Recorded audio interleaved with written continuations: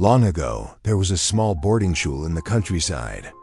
Children lived with their teacher. They woke up early, tended the garden, carried firewood, cleaned the classrooms, and learned their lessons. Life was simple, but full of learning. Among the children was a boy named Eli. Eli was cheerful and kind, but he struggled with studies. Reading letters, understanding words, and remembering lessons felt impossible for him. No matter how hard he tried, nothing seemed to stick. The teacher noticed Eli's struggle and tried to help. "Eli, try this way," he would say patiently, showing the letter slowly. But Eli still got confused. Sometimes he would sigh in frustration and hide hisfus in his hands. Other children noticed and started teasing him.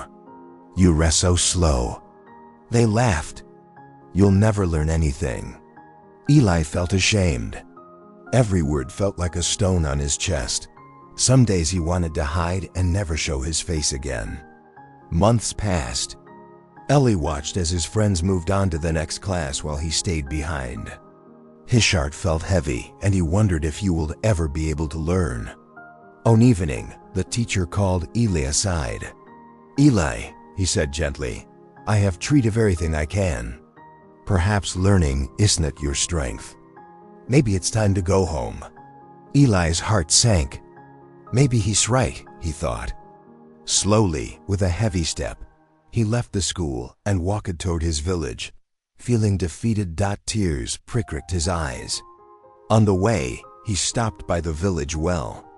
He noticed deep marks on the stones around it.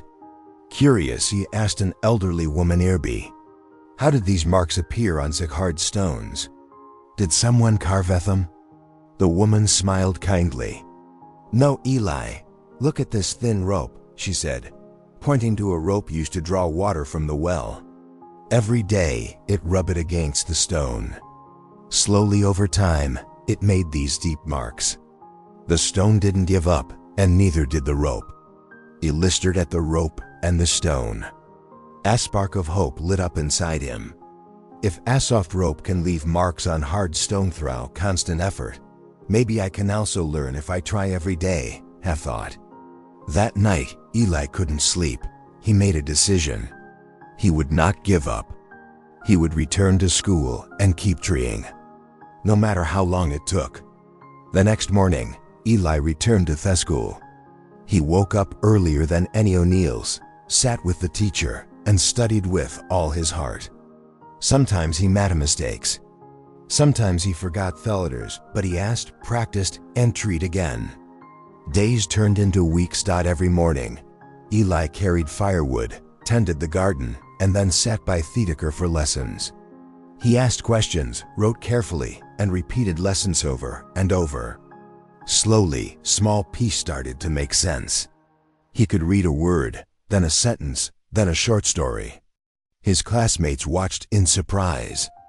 The boy, who was once slow and clumsy, was now persistent and focused. Some of them tried to help him, and others began to admire his determination. Months passed. Then years. Eli's hard work began to show results. He could read and write well, remember lessons, and solve difficult problems.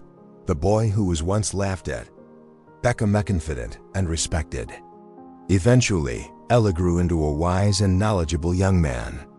He wrote important books and shared his learning with others. People came from far and wide to read his work and seek his guidance. Eli never forgot the lesson of the rope and the stone. It taught him that consistent effort, patience, and determination can overcome even the hardest obstacles. Moral of the story: nothing is impossible with practice. No matter how difficult something seems, if you keep trying every day, you will succeed. Even the smallest effort repeated consistently can make a lasting